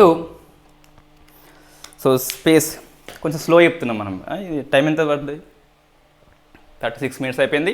ఇంకా మనం ఎక్స్ప్రెస్ స్పీడ్లో వెళ్ళిపోవాలి. ఇవన్నీ మొత్తం 19 ఆర్టికల్స్ ఉన్నాయి, 3 అయిపోయినాయి కాబట్టి. సో నెక్స్ట్ మనకి అప్నా చంద్రయాన్ అని చెప్పేసి వార్తల్లో ఉన్నది. ఇదేంటంటే జస్ట్ చంద్రయాన్ 3 మీద క్విజ్ కండక్ట్ చేస్తుంది. దాని యొక్క వెబ్ పోర్టల్ పేరే Apna Chandrayaan. It is online quiz అని చెప్పేసి పిలుస్తాం. సో ఇది అయిపోయింది. నెక్స్ట్ ఇస్రో యొక్క టార్గెట్స్ మన ప్రధానమంత్రి గారు చెప్పిండ్లు, మీరు ఇది చేయాలని చెప్పేసి ఇటువంటి క్వశ్చన్ రావద్దు. It is not authentic, but మనకి టీఎస్పీఎస్సీ ఇస్తుంది, పేపర్లో వస్తే ఇస్తుంది. కాబట్టి 2035 కల్లా ఇండియా స్పేస్ స్టేషన్ని, ఇంటర్నేషనల్ స్పేస్ స్టేషన్ కాదు, ఇండియా సొంతగా అంతరిక్ష కేంద్రాన్ని ఏర్పాటు చేయాలని చెప్పేసి ప్రధానమంత్రి ఇస్రోకి చెప్పిండు. ఇస్రో యొక్క టార్గెట్ అది కాదని చెప్పేసి ఇంకా ఇస్రో అయితే దానికి స్పందించలేదు. అప్పుడు మనం స్పందించాలి, బట్ మనకి టీఎస్పీఎస్సీ ఎటు చూసినా స్పందిస్తుంది కాబట్టి మనం గుర్తుపెట్టుకోవాలి. 2040 కల్లా చంద్రయాన్ మీదకి మనుషుల్ని పంపాలని చెప్పేసి లక్ష్యం చెప్పిండు. ఇస్రో ఇంకా యాక్సెప్ట్ చేయలేదు. సో ఇవి 2 ఇయర్స్ మనం గుర్తుపెట్టుకోవాలి, పెద్దగా అవసరం లేకున్నా. ఇంతవరకు ప్రపంచంలో చైనాకి మాత్రమే ఉన్నది స్పేస్ స్టేషన్. అంతర్జాతీయంగా ఒకటి ఉన్నది, చైనాకు సొంతగా మనకి అనిపిస్తుంది. సో తర్వాత ఐఎన్ఎస్ బియాస్ అని చెప్పేసి వార్తలు, ఇవి డిఫెన్స్ కరెంట్ అఫైర్స్. ఇవి 2 స్పేస్, ఇవి defence. So regular current affairs follow అయ్యేటోళ్ళకి ఇది నోట్స్ రాసుకోండి, డిఫెన్స్ లోపల నేను చెప్తున్నా, స్పేస్ లోపల అని చెప్పేసి. ఐఎన్ఎస్ బియాస్ మనకి వార్తల్లో ఉంది, డిఫెన్స్ కిందకి వస్తుంది. ఇది very very important Indian navy ship అని చెప్పేసి పిలుస్తాం.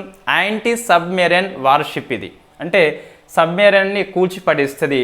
వాస్తవంగా ఐఎన్ఎస్ బియాస్ 2000 ప్రాంతంలోది. ఇది మళ్ళీ ఎందుకు వార్తల్లో వచ్చింది అంటే మినిస్ట్రీ ఆఫ్ డిఫెన్స్ వాళ్ళు కొచ్చిన్ షిప్ యార్డ్తోని ఒప్పందం చేసుకున్నారు. కొచ్చిన్ షిప్ యార్డ్తోని ఏమని అంటే ఈ ఐఎన్ఎస్ బియాస్ని మీరు రీపవర్ చేయండి. రీపవర్ చేయంటే మరి మరొకసారి దీన్ని మార్చండి, కొత్తగా అప్గ్రేడ్ చేయండి. ఇంకేం చేయాలి దీన్ని అంటే మనకి మిడ్ లైఫ్లో ఉన్నది. సో దీన్ని ఇన్ఫ్యాక్ట్ అప్గ్రేడ్ చేయమని చెప్పేసి చెప్పిండు. రీపవర్ అండ్ మిడ్ లైఫ్ అప్గ్రేడ్ అని చెప్పేసి పిలుస్తాం. పూర్తిగా చావకముందు దాన్ని మరింత బాగు చేసి మంచిగా చేయమని చెప్పేసి కొచ్చిన్ షిప్ యార్డ్తోని మినిస్ట్రీ ఆఫ్ డిఫెన్స్ వాళ్ళు ఒప్పందం చేసుకోవడం జరిగింది. So what is the INS Beas అంటే యాంటీ సబ్మెరైన్ ఫ్రిగేట్. ఇది అంటే ఒక యుద్ధ నౌక చిన్నది కానీ సబ్మెరైన్స్ని ధ్వంసం చేస్తుంది. వాస్తవంగా ఇది ఎప్పుడు మనకి అంటే ఐఎన్ఎస్ బియాస్ అనేది కొద్దిగా నేర్చుకోవాలి, గతంలో ఉన్నది ఇది ఆల్రెడీ. సో ఇది part of the project 16A. 1990sలో ఒకనొక ఫేమస్ ప్రాజెక్టు 16A అని చెప్పేసి పిలుస్తాం. మొత్తం 3 ఉంటాయి ఫ్రిగేట్ దీని మీద, యాంటీ సబ్మెరైన్ ఫ్రిగేట్స్. సో మనకి ఫ్రిగేట్ మీన్స్ చిన్నపాటి యుద్ధ నౌక అని చెప్పేసి పిలుస్తాం. దీంట్లో ఫస్ట్ది బ్రహ్మపుత్ర అని చెప్పేసి ఉన్నది. సో బ్రహ్మపుత్ర అని చెప్పేసి. సెకండ్ది బెట్వా. సో మనం ఒక క్లాస్ చేసుకున్నాం, కెనా బెట్వా నదుల అనుసంధానం గ్రూప్ అండ్ మెయిన్స్ కోసము. నదుల అనుసంధానం వల్ల ఉపయోగాలు ఏంటి, ప్రతికూల అంశాలు ఏంటి, what is the way forward మనము డిస్కస్ చేసినాము గత ఇయర్ మార్చి లేదా ఏప్రిల్ కరెంట్ అఫైర్స్ లోపల. బడ్జెట్లో ఈ కెనా బెట్వా నదుల అనుసంధానం అని చెప్పేసి మన మంత్రి పేర్కొంటే మనం ఇక్కడ గ్రూప్ 1 మెయిన్స్ కోసం డిస్కస్ చేసినాం. మూడవది అండ్ ఈ బియాస్. సో మొత్తం 3 ఉన్నాయి కదా, కాబట్టి దీన్ని ఏం క్లాస్ అని పిలుస్తాం మనం, బ్రహ్మపుత్ర క్లాస్ అని చెప్పేసి పిలుస్తాం. ఎందుకు, అది ఫస్ట్ పడవ కాబట్టి యుధన కాబట్టి దాన్ని బ్రహ్మపుత్ర అని చెప్పేసి పిలుస్తాం. So INS Beas is part of the project 16A, part of the Brahmaputra class. దీన్ని అప్గ్రేడ్ చేస్తుంది కొచ్చిన్ షిప్ యార్డ్. మరి అప్పుడు దీన్ని నిర్మించింది ఎవరు, మూడింటిని అంటే కొచ్చిన్ కాదు, garden reach ship builders and engineers from Kolkata అని చెప్పేసి వాళ్ళు నిర్మించిండ్రు. అప్గ్రేడేషన్ మాత్రం మనకి కొచ్చిన్ చేస్తుంది. అప్పుడు ఇవి స్టీమ్తోని నడిచినాయి, ఇప్పుడేమో డీజిల్తో నడుస్తున్నాయి. అప్పుడు ప్రొపల్షన్ అంటే ఇంధనం అని చెప్పేసి పిలుస్తాం. అప్పుడు స్టీమ్ ప్రొపల్షన్ ఉంటే ప్రజెంట్ మనకి డీజిల్ ప్రొపల్షన్ దాన్ని అప్గ్రేడ్ చేస్తుంది కొచ్చిన్ షిప్ యార్డ్ వాళ్ళు. సో ఇది ఐఎన్ఎస్ బియాస్ మనకి వార్తల్లో ఉంది. Next defence current affairs, bright transient survey బాటన్స్, sorry అది కాదు, ఇంకో మీద మిస్ అవుతుంది. సో కేంబ్రియల్ పెట్రోల్ అని చెప్పేసి వార్తల్లో ఉన్నది. సో కేంబ్రియల్ పెట్రోల్ ఇక్కడ రాద్దాం. సో కేంబ్రియల్ పెట్రోల్ ఇది సో యూకే కండక్ట్ చేసింది ఈ ఆర్మీ పెట్రోలింగ్కి ఒక పోటీ. దీన్ని మనం వెరీ ఫేమస్గా ఎట్లా పిలుస్తామంటే ఒలింపిక్స్ ఆఫ్ ఆర్మీ పెట్రోలింగ్ అని చెప్పేసి పిలుస్తాం, ఒలింపిక్స్ ఆఫ్ మిలిటరీ పెట్రోలింగ్ అని చెప్పేసి పిలుస్తాం. అంటే మిలిటరీ పెట్రోలింగ్ అనేది చేస్తారు కదా, దాంట్లో ఇది ఒలింపిక్ గేమ్ లాంటిది అని చెప్పేసి పిలుస్తాం. సో యూకే కండక్ట్ చేసింది ఈ ఇయర్లో కేంబ్రియల్ పెట్రోల్ అని చెప్పేసి పిలుస్తాం. దీంట్లో ఇండియన్ ఆర్మీకి గోల్డ్ మెడల్ వచ్చింది. సో మనమే విజయం సాధించడం అని చెప్పేసి గర్వకారణం మన ఆర్మీకి. కేంబ్రియల్ పెట్రోలింగ్ లోపల, మిలిటరీ పెట్రోలింగ్ గేమ్స్ లోపల ఇండియన్ ఆర్మీ అనేది ఫస్ట్ ప్లేస్ సంపాదించి గోల్డ్ కొట్టింది, అది మనం గుర్తుపెట్టుకోవాలి. సో కేంబ్రియల్ పెట్రోలింగ్ అంటే ఏంటి, మిలిటరీ పెట్రోలింగ్ లోపల ఒక గేమ్, అది ఒలింపిక్స్తో మనం తరచుగా దాన్ని పోలుస్తుంటాం పెట్రోలింగ్ గేమ్స్ లోపల. నెక్స్ట్ ఒక 2 ఏఐ సిస్టమ్స్ మనకి వార్తల్లో ఉన్నాయి. ఫస్ట్ది bright transient survey. So bright transient survey bot, దీన్ని సింపుల్గా మనం BTS బాట్ అని చెప్పేసి పిలుస్తాం. ఇది ఒక ఏఐ సిస్టమ్, అంటే ఆర్టిఫిషియల్ ఇంటెలిజెన్స్ సిస్టమ్ అని చెప్పేసి పిలుస్తాం. కృత్రిమ మేధ సహాయంతో మనకి ఇది పనిచేస్తుంది. So bright transient survey bot అనే ఒక ఏ సిస్టమ్ ఏం పని చేసింది, ఫస్ట్ మనం అది గుర్తుపెట్టుకోవాలి. ఇది ఒక ఏ సిస్టమ్, ఓకే, ఇది ఏం పని చేసింది మనకు అది వార్తల్లో ఉంటుంది. వెరీ ఫస్ట్ టైం మానవ ప్రమేయం లేకుండా, పూర్తిగా మానవ ప్రమేయం లేకుండా ఒక సూపర్ నోవాని గుర్తించింది. వెరీ ఫస్ట్ టైం ఇది సూపర్ నోవాని గుర్తించింది. అంతర్జాతీయ శాస్త్రవేత్తలు ఆధ్వర్యంలో నార్త్ వెస్టర్న్ యూనివర్సిటీ వాళ్ళు దీన్ని గుర్తించినారు. సో సూపర్ నోవా యొక్క పేరు ఏంటి అంటే అది ఎట్లా మొత్తం మీద పెద్దగా ఉన్నది, SN 2023 సూపర్ నోవా 2023 TYK అని చెప్పేసి పిలుస్తాం, TYK. సో SN అంటే సూపర్ నోవా 2023 TYK. ఆ సూపర్ నోవాని ఎవరు, బ్రైట్ ట్రాన్సియంట్ సర్వే అనే ఒక ఏ సిస్టమ్ గుర్తించింది. నార్త్ వెస్టర్న్ యూనివర్సిటీ ఆధ్వర్యంలో అంతర్జాతీయ బృందం కలిపి దీన్ని గుర్తించినాయట. మనకి ఇది కొత్త పదం ఏంటి, సూపర్ నోవా. ప్రతి పదాన్ని మనం గుర్తుపెట్టుకోవాలి కంపల్సరీ, నేర్చుకుంటూ ఉంటే ఒక 1 ఇయర్ కరెంట్ అఫైర్స్ తర్వాత మనకి కరెంట్ అఫైర్స్ చాలా ఈజీ అయిపోతుంది.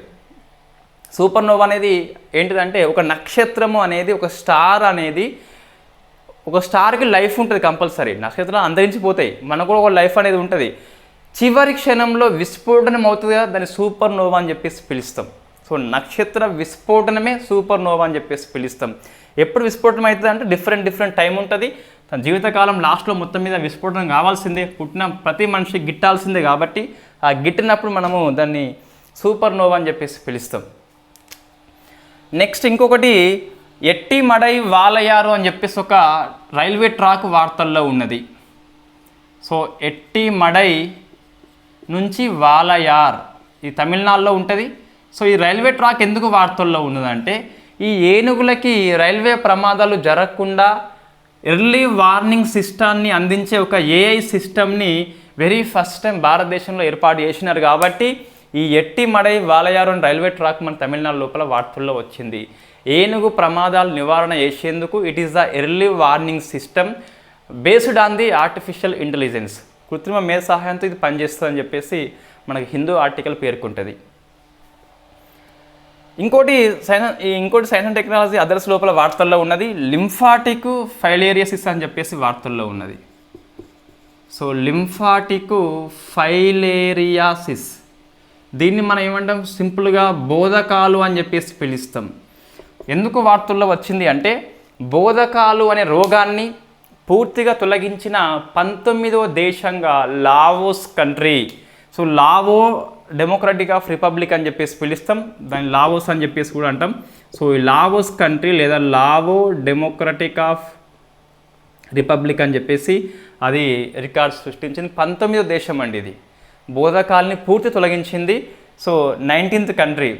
అదేవిధంగా 2023 లోపల ఇది 2వ కంట్రీ. ఫస్ట్ కంట్రీ ఏంటి అంటే బంగ్లాదేశ్ అట, WHO వెబ్సైట్లో ఉన్నది. సో ఫస్ట్ కంట్రీ బంగ్లాదేశ్, 2వ కంట్రీ లావోస్. ఈ ఇయర్లో మొత్తం ఓవరాల్ చూస్తే మనకి లావోస్తో కలుపుకుంటేనే 19, రైట్. ఇన్ఫ్యాక్ట్ మనకి బోధకాలు ఎలా వస్తుంది, మనకి ఫైలేరియస్ ద్వారా వస్తుంది. ఒక పురుగు, అది నెమటోడా జీవి వర్గం, అది క్యూలెక్స్ దోమ అని చెప్పేసి వ్యాపిస్తుంది మనకి. దాని ద్వారా లెగ్స్ బోధకాలు అని చెప్పేసి పిలుస్తాం. సో ఇది దోమ ద్వారా మనకి వ్యాప్తి అయితే వస్తుంది. బోధకాలు అంటే మనకి ఏమవుతుంది అంటే ఇన్ఫ్యాక్ట్ శరీర భాగం లోపల ముఖ్యంగా ఈ కాళ్ళు చేతుల లోపల నీరు చేరిపోది, కాలు అనేది వాపు వస్తుంది. అది బలుపు కాదు, వాపు అయితే వస్తుంది. సో అటువంటి వాపు మనకి ఏను కాళ్ళ మాదిరిగా ఉంటుంది కాబట్టి బోధకాలు అనే వ్యాధిని ఎలిఫెంటియాసిస్ కూడా అని చెప్పేసి పిలుస్తాం. సో మీరు ఆన్సర్ చేయండి. భారతదేశంలో బోధకాలు కోసము పెన్షన్ అందించే రాష్ట్రాల సంఖ్య ఎంత, అవేంటి? Very famous question. భారతదేశంలో బోధకాలు కోసము పెన్షన్ని అందించే రాష్ట్రాలు ఏవి అని చెప్పేసి ఆన్సర్ చేసే ప్రయత్నం చేయండి. నెక్స్ట్ జాగ్రఫీ కిందకి వస్తుంది, బట్ మనం ఇంటర్నేషనల్ రిలేషన్ కింద తీసుకున్నాము. సప్తకోశి. సో సప్తకోశి ప్రాజెక్ట్ యొక్క ఎత్తు పెంచేందుకు ఇండియా ఉన్ను నేపాల్ అయితే అంగీకరించినాయట. అందుకు మనకి ప్రాజెక్టు వార్తల్లో వచ్చింది. సో సప్తకోశి నది మీద నిర్మిస్తున్నాయి 2 దేశాలు, ఇండియా అండ్ నేపాల్. సో ఏ నది మీద? సప్తకోశి మీద. ఇది వాస్తవం కోసి రివరే, దీన్ని నేపాల్లో సప్తకోశి అని చెప్పేసి పిలుస్తాం, భారతదేశంలో కోసి అని చెప్పేసి పిలుస్తాం, రైట్. ఇది ఒక బహుళార్థ సాధక ప్రాజెక్ట్ అండి. బహుళార్థ సాధక అంటే మనకి ఎక్కువ ఉపయోగాలు ఉన్నాయి. ఇది వరద నియంత్రణ కోసము, నీటిపారుదల కోసము అండ్ జల విద్యుత్ ఉత్పత్తి కోసం. కాబట్టి ఇట్ ఈస్ ద బహుళార్థ సాధక అని చెప్పేసి పిలుస్తాం. మన కోసి నదిని బీహార్ యొక్క దుఃఖదయని అని చెప్పేసి పిలుస్తాం కదా, దాని వరద నియంత్రణ, ముఖ్యంగా ఉత్తర బీహార్లో దీని కారణంగా మనకి వరద ఎక్కువ వస్తుంది ఎవ్రీ ఇయర్ కూడా. దీనికోసం అని చెప్పేసి ఇండియా నేపాల్ 2 సంయుక్తంగా ఈ సప్తకోశి ప్రాజెక్ట్ని నిర్మాణం చేస్తున్నాయి. దాన్ని ఎత్తు తగ్గించేందుకు ఒప్పందం చేసుకున్నాయి. మరింత వరద రాకుండా ఉండేందుకు ఎత్తు అయితే తగ్గిస్తున్నాయి అని చెప్పేసి మనకి ఆర్టికల్ పేర్కొంటుంది. సో తర్వాత అంశము గవర్నమెంట్ పాలసీ కిందకి వస్తుంది. అపార్ అని చెప్పేసి ఒక స్కీమ్ మనకి వార్తల్లో ఉన్నదండి, అపార్. సో ఇది ఏంటి అపార్ అని చెప్పేసి మనకి ఫుల్ ఫామ్ కూడా ఈ మధ్య టీఎస్పీఎస్సీ అడుగుతుంది ఇటువంటి వార్తల్లో ఉన్నప్పుడు. So government policy 1 nation 1 ID కింద నేషనల్ ఎడ్యుకేషన్ పాలసీ 2020 కింద తీసుకొస్తామని చెప్పేసి సెంట్రల్ ఎడ్యుకేషన్ మినిస్ట్రీ చెప్పింది. అన్ని రాష్ట్రాలకు అయితే పత్రం పంపింది, మీరు తక్షణమే ఈ అపార్ని అమలు చేయాలని చెప్పేసి. దేని కింద ఇది? నేషనల్ ఎడ్యుకేషన్ పాలసీ 2020 కింద. తర్వాత 1 నేషన్ స్కీమ్స్ మనం క్లాస్ చేసి ఉన్నాం. 1 నేషన్ 1 రేషన్ అని చెప్పేసి, 1 నేషన్ 1 ఎలక్షన్ అని చెప్పేసి, 1 నేషన్ 1 స్పోర్ట్స్ అని చెప్పేసి అట్లా ఉన్నాయి మనకు కొన్ని. సో అదేవిధంగా మనకి 1 నేషన్ 1 ID వచ్చింది. ఇప్పుడు ఏమొచ్చింది? సో 1 ID వచ్చింది. సో ఇందులో భాగంగా అపార్ అంటే మనకి so automatic permanent academic account registry 12 అంకెల నెంబర్ని ఇస్తారు. ప్రీ ప్రైమరీ నుంచి హయ్యర్ ఎడ్యుకేషన్ వరకు. ఒకసారి ఐడి నెంబర్ మనకి ఆధార్ నెంబర్ ఎట్లా ఉన్నదో అట్లా ఉంటుంది. ఆ నెంబర్ సెర్చ్ చేస్తే వాడు ప్రీ ప్రైమరీ నుంచి హయ్యర్ వరకు ఎంత చదివిండు, ఎన్ని మార్కులు వచ్చినాయని చెప్పేసి మొత్తం ప్లస్ ఏంటి అన్నీ తెలుస్తాయట. సో అది మంచి ప్రోగ్రామే, మనం దీన్ని హర్షించాల్సిందే. సో 1 నేషన్ 1 ID అని చెప్పేసి పిలుస్తాం. It is a part of the NEP. APAAR means మనకి so automated permanent academic account registry అని చెప్పేసి 12 డిజిట్స్ కలిగి ఉంటుంది. అన్ని రాష్ట్రాలు దీన్ని ఫాలో కావాల్సిందే. మన త్వరలోనే నేషనల్ కోడ్ అని చెప్పేసి మనకి ఇప్పుడు ఇవ్వడం జరిగింది. వాస్తవంగా మన స్కూళ్ళలో కనిపిస్తుంది అది. దీన్ని దాదాపు మన తెలంగాణ ప్రభుత్వం అయితే ఇంప్లిమెంట్ చేస్తుంది. అది కొత్తగా మళ్ళీ ఒక నెంబర్ అయితే ఇవ్వాల్సి ఉంటుంది ప్రతి స్టూడెంట్కి కూడా, కాలేజీ వాళ్ళకి కూడా ఇవ్వాల్సి ఉంటుంది. ఇంకో స్కీమ్ మనకి వార్తల్లో ఉన్నది, సో సేతు బంధన్ స్కీమ్ అని చెప్పేసి ఉన్నది. సో ఇది రవాణా మినిస్ట్రీ యొక్క ఇనిషియేటివ్ ప్రోగ్రామ్. ఇది ఇంటర్ స్టేట్ మధ్య కనెక్టివిటీ పెంచేందుకు సేతు బంధన్ వంతెన ద్వారా మనకి ఇన్ఫాక్ట్ పర్వత ప్రాంతాల్లో కావచ్చు, మనకి కొండ ప్రాంతాల్లో కావచ్చు నిర్మాణం చేసేందుకు ఒక ప్రోగ్రాం పేరే సేతు బంధన్. దీని కింద అరుణాచల్ ప్రదేశ్ రాష్ట్రం లోపల 7 ప్రాజెక్టులకి గవర్నమెంట్ ఆఫ్ ఇండియా ఆమోదించింది. అందుకు మనకి వార్తల్లో ఉంది సేతు బంధన్ స్కీమ్ వచ్చేసి. సేతుని బంధం అంటే వంతెనని కలుపుతుంది. సో ఇది ముఖ్యంగా మనకి నార్త్ ఈస్ట్ రాష్ట్రం లోపల ఎక్కువ ఇది స్కీమ్ని ఇంప్లిమెంట్ చేస్తుంది. రహదారుల శాఖ అనేది ఇంప్లిమెంట్ చేస్తుంది. నెక్స్ట్ 2 సమ్మిట్స్ వార్తల్లో ఉన్నాయి. వాస్తవంగా ఇది ఒక సమ్మిట్ మనకి మొన్నటిది వాస్తవంగా అది స్కిప్ అయిపోయింది. ఈ పేజీ అటు ఉంటే సో ఏమైంది మనకంటే లాస్ట్ పేజీలో ఉండే న్యూస్ అది, ఇంకో పేజీలో మనము సమ్మిట్స్ అనేది కంటిన్యూ చేసినాము, ఆ పేజ్ స్కిప్ అయిపోయింది. సో ఏంటి మనకంటే సమ్మిట్ పేరు global maritime India summit. So global maritime India summit మన ఈరోజు కూడా పేపర్లో వచ్చింది. ఇది వాస్తవం నిన్నటి న్యూస్ ఇది. So in fact global maritime summit అయితే ముంబై హోస్ట్ చేసింది. దీని షిప్పింగ్ మినిస్ట్రీ వాళ్ళు దీన్ని కండక్ట్ చేసిండ్రు. థీమ్ ఏంటి అంటే అమృత్ కాల్ విజన్ అని చెప్పేసి మనము 2047 పెట్టుకున్నాం కదా.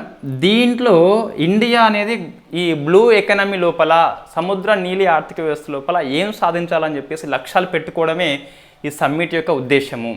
అమృత్ కాల్ 2047 లోపల సముద్ర ఆర్థిక వ్యవస్థ యొక్క అవకాశాలు ఏంటి, సవాళ్ళు ఏంటి అని చెప్పేసి చర్చించేందుకు ఇది మీటింగ్ పెట్టుకున్నది shipping ministry. Next India stem summit అండి, చిన్నది ఇవి కూడా.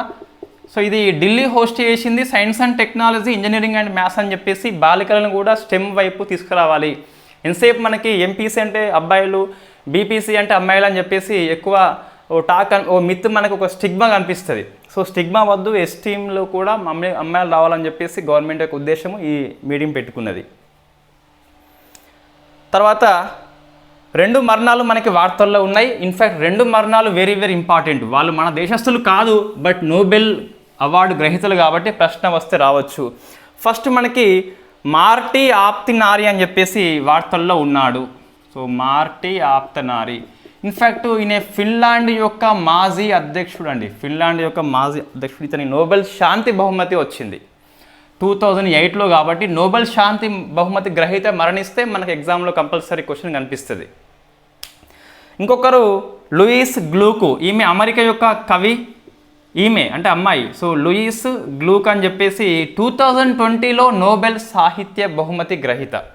సో ఈ 16వ మహిళ సాహిత్యం లోపల. సో ఈ లూయిస్ గ్లూక్ అని చెప్పేసి మనం గుర్తుపెట్టుకోవాలి. మరణించింది అమెరికా అని చెప్పేసి నోబెల్ సాహిత్య బహుమతి గ్రహీత. నెక్స్ట్ క్రిస్టోఫర్ లక్సన్, న్యూజిలాండ్ తదుపరి ప్రధానమంత్రిగా అపాయింట్మెంట్ అయ్యిండు. నెక్స్ట్ ఒక రిపోర్ట్ మనకి వార్తల్లో ఉంది, గ్లోబల్ పెన్షన్ ఇండెక్స్ అని చెప్పేసి. సో ఫస్ట్ ప్లేస్ నెదర్లాండ్ వచ్చింది, 2వ ప్లేస్ ఐస్లాండ్ వచ్చింది, 3వ ప్లేస్ డెన్మార్క్ వచ్చింది. So pension index, pension need అని చెప్పేసి గుర్తుపెట్టుకోవచ్చు. లేదా పెన్ ఏమంటాం మనము, సో నిడిల్ అని చెప్పేసి కూడా పిలుస్తాం. అట్లా మనం గుర్తుపెట్టుకోవచ్చు. లేకుంటే నెదర్లాండ్, ఐస్లాండ్, డెన్మార్క్ అని చెప్పి గుర్తుపెట్టుకోవచ్చు. మరి ఇండియా ప్లేస్ ఎంత అంటే 45, ఇండియా స్కోర్ ఎంత అంటే 45 పాయింట్ సంథింగ్ ఎంతో ఉన్నది. సో అది అవుట్ ఆఫ్ 47 కంట్రీస్లో ఇండియా ప్లేస్ వచ్చేసి 45 గ్లోబల్ పెన్షన్ ఇండెక్స్ లోపల. ఇది మనకు సంపూర్ణంగా 18 కరెంట్ అఫైర్స్ అండి. ఒకసారి మనం చూసుకున్నట్లయితే అంశాలు ఎక్కువ ఉన్నాయి కానీ అన్ని అంశాలు దీనిలో ఇంపార్టెంట్ అండి. ఈరోజు ఎగ్జామ్లో ఒక ప్రశ్న మనం ఎక్స్పెక్ట్ చేయవచ్చు కంపల్సరీ, ఇస్రో టార్గెట్స్ కాకుండా. సో ఫస్ట్ సేమ్ సెక్స్ మ్యారేజెస్కి లీగల్ స్టేటస్ సుప్రీంకోర్టు నిరాకరించింది. పార్లమెంట్ యొక్క చట్ట పరిధి అంశం అని చెప్పి Supriyo versus union of India case supreme court తీర్పు చెప్పింది. వాళ్ళకి అడాప్టివ్ రైట్స్ లేవు, సివిల్ యూనియన్ స్టేటస్ ఇవ్వలేదు, అవి మనం గుర్తుపెట్టుకోవాలి. సేమ్ ఇదేంటిది ఇంకోటి స్పెషల్ మ్యారేజ్ యాక్ట్ సవరణ చేయలేదు. ఎంపీ మహూవా మోయిత్రా ఎథిక్స్ కమిటీకి సిఫార్సు చేయడం జరిగింది ఇతని మీద. సో ఎథిక్స్ కమిటీ మనకి 15 మెంబర్స్ లోక్సభ, 10 మెంబర్స్ రాజ్యసభ అని చెప్పేసి 1997లో రాజ్యసభలో ఏర్పాటు చేసుకున్నాం. 2000 ప్రాంతంలో లోక్సభలో 2000 లోపలనే. నెక్స్ట్ విజింజం పోర్టు మనకి వార్తల్లో ఉంది. భారతదేశంలో అదానీ దీన్ని నిర్మిస్తున్నాడు కేరళ లోపల. Very first time transshipment project, very first time viability gap funding పొందిన పోర్టు. అప్నా చంద్రయాన్ 3 మీద క్విజ్ ఆన్లైన్లో కండక్ట్ చేస్తుంది. దాని యొక్క వెబ్ పోర్టల్ పేరు అప్నా చంద్రయాన్. ఇస్రో టార్గెట్స్ కాదు, మన పిఎం మోడీ చెప్పిండు 2035 కల్లా ఇండియా స్పేస్ స్టేషన్ని ఏర్పాటు చేసుకోండి మీరు, 2040 కల్లా చంద్రుడి మీదకి మనిషిని పంపమని చెప్పేసి చెప్పిండు. ఐఎన్ఎస్ బియాస్ అనేది దీన్ని రీబిల్డ్ చేస్తున్నారు, దీన్ని అప్గ్రేడ్ చేస్తున్నారు. కొచ్చిన్ షిప్ యార్డ్ వాళ్ళు మినిస్ట్రీ ఆఫ్ డిఫెన్స్ ఒప్పందం చేసుకున్నది. అంతకుముందు చూస్తే ఐఎన్ఎస్ బియాస్ని garden reach ship builders engineers వాళ్ళు కోలకత్తాలో దీన్ని నిర్మాణం చేసిన. It is part of the project 16A Brahmaputra class. Cambrian patrol అనేది ఈ మిలిటరీ పెట్రోలింగ్ లోపల ఒక ఆట యూకే కండక్ట్ చేసింది. దీనికి గోల్డ్ మెడల్ వచ్చేసి ఇండియన్ ఆర్మీకి వచ్చింది. దీన్ని ఒలింపిక్స్ ఆఫ్ మిలిటరీ పెట్రోలింగ్ అని చెప్పేసి పిలుస్తాం. బ్రైట్ ట్రాన్సియంట్ సర్వే బాట్ వార్తల్లో ఉన్నది. ఇదేంది, మనకు ఒక AI system very first time మానవ ప్రమేయం అవసరం లేకుండా సూపర్ నోవాని గుర్తించింది. సూపర్ నోవా పేరేంటి మనకి అంటే SN 2023 TYK అని చెప్పేసి పిలుస్తాం. ఎట్టిమడై వలయారు అని చెప్పేసి ఒక రైల్వే ట్రాక్ వార్తల్లో ఉన్నది. ఏనుగు ప్రమాదం తగ్గించేందుకు it is the AI based early warning system అని చెప్పేసి పిలుస్తాం. లింఫాటిక్ ఫైలరైసిస్ వార్తల్లో ఉంది. బోధకాలు అని చెప్పేసి వెరీ ఫేమస్. బోధకాలని పూర్తిగా తొలగించిన దేశంగా 19వ కంట్రీ లావోస్ అని చెప్పేసి, ఇదే ఇయర్లో 2వ కంట్రీ లావోస్, ఫస్ట్ బంగ్లాదేశ్ అని చెప్పేసి ఉన్నది. సప్తకోసి ప్రాజెక్టు అనేది ఎత్తు తగ్గించేందుకు నేపాల్, ఇండియా అంగీకారం తెలిపినాయి. సో ఇది సప్తకోసి నది అని చెప్పేసి బీహార్ అండ్ నేపాల్ వరద నియంత్రణ కోసం ఇది పనిచేస్తుంది. నెక్స్ట్ అపార్ ప్రాజెక్టు వార్తల్లో ఉంది. Under part of the national education policy, దీనిని 1 నేషన్ 1 ఐడి అని చెప్పేసి 12 అంకెల కోడ్ ప్రతి విద్యార్థికి అన్ని రాష్ట్రాలు ఇవ్వాల్సిందని చెప్పేసి మినిస్ట్రీ ఆఫ్ ఎడ్యుకేషన్ పేర్కొన్నది. సేతు బంధన్ స్కీమ్ అనేది మనకి ముఖ్యంగా ఈ కొండ ప్రాంతాల్లో, పర్వత ప్రాంతాల్లో వంతెనల ద్వారా రాష్ట్రాల మధ్య కనెక్టివిటీ మెరుగుపరిచేందుకు ఈ స్కీమ్ ఉద్దేశించబడింది. Global maritime India summit Mumbai host చేసింది. అమృత్ కాల్ విజన్ లోపల సముద్ర ఆర్థిక వ్యవస్థ యొక్క అవకాశాలు, సవాళ్ళు అని చెప్పేసి ఆ థీమ్ తీసుకోవడం జరిగింది. ఇండియా స్టెమ్ అంటే ఢిల్లీ హోస్ట్ చేసింది. Science and technology, engineering, mathematics రంగాల్లో కూడా అమ్మాయిలు ముందుండాలని చెప్పేసి ఆ సమ్మిట్ యొక్క థీమ్ మనకు కనిపిస్తుంది. 2 మరణాలు ఉన్నాయి, మార్టీ అండ్ లూయిస్ గ్లూక్. ఒకలేమో నోబెల్ శాంతి, ఇంకోటి నోబెల్ సాహిత్య. ఫిన్లాండ్ మాజీ అధ్యక్షుడు, ఈమె అమెరికా యొక్క సాహిత్యరాలు. క్రిస్టోఫర్ లక్సన్ న్యూజిలాండ్ యొక్క ప్రధానిగా అపాయింట్మెంట్ అయ్యిండు. గ్లోబల్ పెన్షన్ ఇండెక్స్లో first rank Netherland, Iceland, Denmark, 45th India. Score వచ్చేసి 45 పాయింట్ సంథింగ్ ఉంది. ఇవి 19 అంశాల్లో ఒక క్వశ్చన్ మనం గ్రూప్ 2లో ఎక్స్పెక్ట్ చేయవచ్చు. ఎందుకంటే ఇందులో అన్నీ కూడా very important issue. Right, thank you very much.